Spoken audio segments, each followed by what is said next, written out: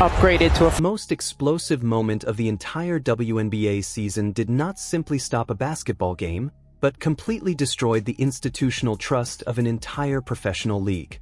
What erupted on the court between the Indiana Fever and the Chicago Sky became a deliberate physical assault followed by an unprecedented digital warfare campaign. Fans and analysts were left utterly speechless as one vicious foul instantly spiraled into coaching betrayals and complete officiating chaos. The unbearable tension inside the arena reached its breaking point as two relentless rivals crashed together in a ruthless battle for absolute dominance. DeJounte Carrington went to the locker room and tweeted, To be upgraded, I think, to a flagrant. "White privileged. How in the hell is this white privilege when you assaulted a player? Sophie didn't touch you." And y'all know the reporters wasted no time catching up with the soapster. And a lot of stuff did happen, and I did forget about During the opening quarter of this high-stakes showdown, the Indiana Fever looked to establish overwhelming physical dominance early against their longtime rivals.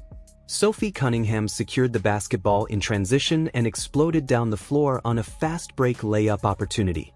Cunningham had firmly established herself throughout the season as the unquestioned enforcer and fearless physical protector of her entire roster. Chasing closely behind her on the fast break was Chicago Sky guard DeJounte Carrington, who erased the distance with terrifying speed and unmistakably dangerous intent. So she said they gave us the same explanation. And when you mix that in with what the referee said even transpired in the first place once again. Yeah, she intentionally seeked out the official. She intentionally, Caitlin Clark intentionally seeked out an official and used You were backwards to them. Did you even know they were there in that moment? And through the forearm. And through a forearm. So Caitlin intentionally, that's a wild accusation, by the way, not accidentally, intentionally ran in and seeked out an official and threw a forearm, when you can clearly see in real time that Caitlin Clark was literally hip bumped by Natasha Howard while she was mobile. You guys know when you're running, you are in a vulnerable position. Any slight push or anything can really exaggerate your trajectory and where you're headed. So clearly was a foul. Like, was not called. How is that a forearm extension? Can somebody please let me know, how is this a forearm extension? So clearly was How is this a forearm extension? Is this a forearm extension to you guys? If anything, that's a backhand extension. But this referee wouldn't know that.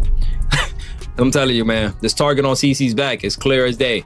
But anyways, Caitlin Clark already knew what was going on. As I said, she was a little too confident right here. President Clark, somebody must have told her something. This was my reaction to it. Cunningham elevated toward the rim to complete the play. Carrington unleashed a horrifying full-force strike directly across Cunningham's head and neck. The devastating impact violently sent Cunningham crashing out of midair, slamming her brutally onto the hardwood court, even as her layup dropped cleanly through the net. This was the exact instant ordinary athletic competition collapsed into terrifying chaos. The sheer brutality of the collision stunned everyone in attendance, leaving the entire arena completely frozen in absolute disbelief. I hope she's done at the end of this season. I can't believe, I don't care if DeJounte Carrington played for you in the past. Sophie Cunningham, Caitlin Clark, they are in your locker room right now, and you are defending DeJounte Carrington. We're gonna compare what you had to say, Stephanie White, to the fans, what they had to say about DeJounte Carrington calling this white privilege. Nasty work, man. Welcome to Keep the Vision. Make sure you like, comment, subscribe, share the channel, hit the bell notification, like the video. That'd be greatly appreciated. We got to get into it, man. Stephanie Dingbat White, bonehead. The lady has no idea what she's doing. She's in over her head. She's way over her head when it comes to this job. She needs to go back to being head coaches of teams that nobody really gives a damn about. And it's that simple. Take a listen to Stephanie White defending DeJounte Carrington. This is disgusting. If I'm Sophie Cunningham, I'm pissed. My mouth was bleeding. She tried to take my head off, and you at the podium talking about, oh, you don't think it was on purpose. What? And also there was, for Seth, there was Sophie's flagrant foul from Dejanay. Just what was your reaction to that? And just your thoughts on what happened? Yeah, I mean, look, it was a hard foul. I don't think that Dejanay intentionally came out to get her across the neck.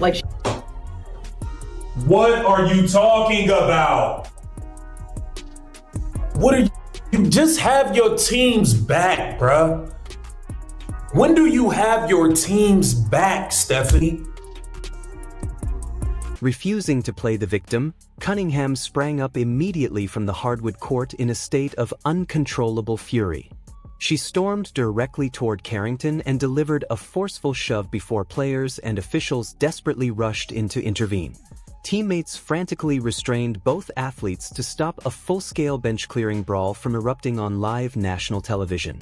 The atmosphere inside the arena instantly turned hostile as officiating crews desperately scrambled to regain complete control over the dangerously volatile situation. At all. She was ejected from the game. It was a flagrant 2. The refs got it right. Don't worry. They'd fuck that up later. I mean, I can't give them credit. How about this, folks? This is me, yours truly. Follow me on the Twitter, @Rhodes How about this, folks? Quote, white privilege with your blonde hair. Yeah, culturally appropriating Sophie Cunningham's hair? Oh, that's a bad look. I'm just pointing that out. Now, I tagged the WNBA in this. At WNBA. This feels like a threat against the Indiana Fever. Dejanay tweets out 8:23 with a smile. Now, again, that's the next time they play, folks. What you gonna do on 8:23? What's going down 8:23 at Kathy Engelbert? At W. You got your ears on? That sounds a whole lot like its own site. Its own site. Clay Travis, blatant racism on the foul in the tweet. She should be thrown out of the league for the rest of the year. But it's the WNBA, so she would probably get a 5-year contract extension. Yeah. The league just tweeted out. The game officials immediately rushed toward the courtside monitor to examine the replay footage from every available camera angle. The slow-motion review left absolutely no room for argument as the referees identified an obvious wind-up, excessive force, and reckless follow-through extending high across the neck. The officiating crew officially upgraded the ruling to a flagrant foul penalty 2, resulting in Carrington's immediate ejection from the game and the arena. Carrington was escorted straight to the locker room. While the atmosphere inside the stadium remained incredibly tense, rather than calming the situation, Carrington escalated the controversy into full-scale digital warfare only minutes after reaching the locker room. She pulled out her mobile phone, bypassed standard league compliance procedures, and published an inflammatory, white privilege accusation across social media while directly tagging the Indiana Fever. That explosive decision pushed a deeply personal basketball conflict directly into the public spotlight. The viral online post instantly transformed an on-court flagrant foul into an international media firestorm. During the post-game media session, Cunningham skillfully controlled the narrative and completely dismantled every suggestion that the collision was simply a normal basketball play. She firmly declared that she believed Carrington's foul was absolutely intentional and completely unnecessary. Cunningham explained that although she shared no personal history with Carrington, she believed her opponent had been carrying bottled-up frustration. She confidently stated that she would never allow anyone to attack her on the court without standing her ground. Just when the Indiana Fever organization appeared ready to unite and fiercely defend their veteran enforcer, an unbelievable twist unfolded during the official press conference. Fever head coach Stephanie White delivered a post-game statement that felt like a stunning betrayal to both her locker room and loyal fan base. Standing before reporters, Coach White unexpectedly defended the opposing players' intentions. Her remarks significantly weakened the seriousness of the violent hit her own athlete had just suffered.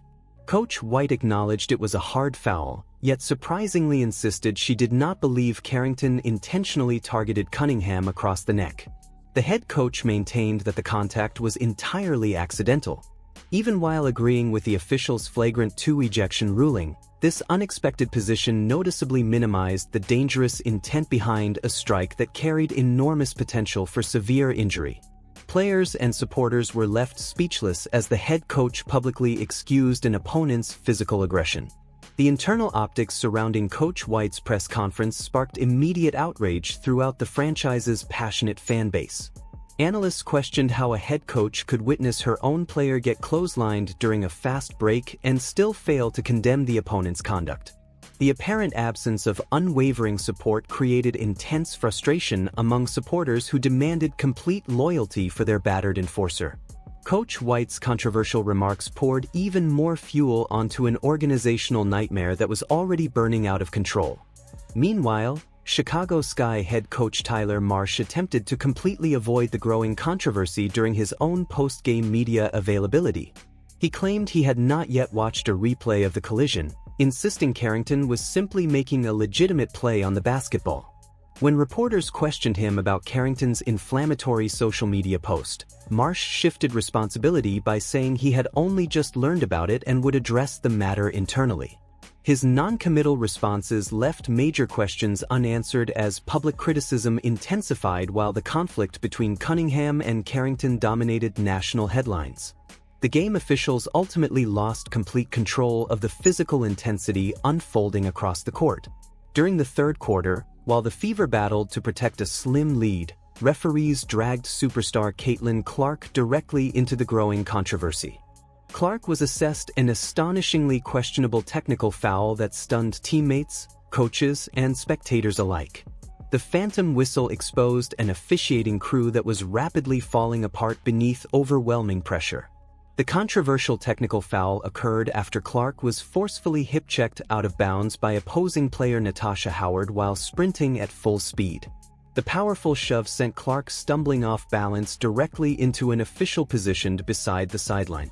Multiple replay angles clearly demonstrated that the contact was completely accidental and resulted entirely from the uncalled defensive bump. Despite unmistakable video evidence, the referees still penalized Clark for allegedly making intentional contact with the game official. That controversial decision carried potentially catastrophic consequences for both the Indiana Fever and their franchise superstar. The technical foul became Clark's 8th technical assessment of the regular season. Under official league regulations, accumulating 8 technical fouls automatically results in a mandatory 1-game suspension. The sudden ruling threatened to sideline the biggest attraction in women's basketball for her team's upcoming matchup. The league suddenly found itself staring at a massive commercial disaster and an unprecedented public relations nightmare. Suspending the sport's brightest superstar because of an obvious officiating mistake threatened to completely destroy public trust in league administration. Furious viewers demanded immediate intervention from the league office as repeated television replays overwhelmingly proved Clark's complete innocence. The officiating blunder threatened to overshadow the outcome of Indiana's hard-earned victory. Caitlin Clark displayed remarkable restraint and complete professionalism during her post-game television interview. She calmly explained that the referee had incorrectly accused her of deliberately running into the official along the sideline. Clark revealed that she had already reviewed the replay footage herself and remained fully confident the league office would evaluate the incident correctly. She made it unmistakably clear that the contact was accidental and that absolutely no words had been exchanged during the sequence. Recognizing the enormous consequences of an undeserved suspension, league officials acted swiftly with corrective action. The front office carefully reviewed every available broadcast angle and confirmed that Clark had been pushed into the referee entirely by momentum. Within only a few hours, the league officially rescinded Clark's 8th technical foul, saving her from serving an unjust mandatory suspension. The rapid reversal protected the superstar, but further damaged the credibility of the officiating crew. Although Clark avoided suspension, the chaotic officiating throughout the contest exposed much deeper institutional problems inside league officiating. Fans and respected media personalities criticized the refereeing crew for failing to control physical play while simultaneously targeting superstar players with phantom whistles. Their inability to maintain order allowed unchecked violence on one end of the floor while punishing unavoidable accidental contact on the other. The officiating collapse added yet another controversy to an already drama-filled high-stakes season. The aftermath of this explosive contest permanently changed team dynamics and intensified rivalries throughout the entire league. Carrington's dangerous foul and the social media attack that followed exposed long-simmering hostility between competing rosters. Cunningham's toughness and Clark's calm leadership under enormous pressure stood out against a backdrop of coaching controversy and officiating incompetence. The emotional scars from this unforgettable matchup guaranteed that every future meeting between these teams would deliver pure fireworks. This showdown became a masterclass in professional sports drama, exposing hidden rivalries, media warfare, coaching controversy, and organizational dysfunction. Sophie Cunningham stood her ground, absorbed a crushing blow, and dismantled false narratives, while Caitlin Clark overcame targeted officiating and helped secure an important victory. The extreme volatility surrounding this matchup proved that modern basketball has become an absolute battlefield where every collision, every tweet, and every whistle carries enormous consequences.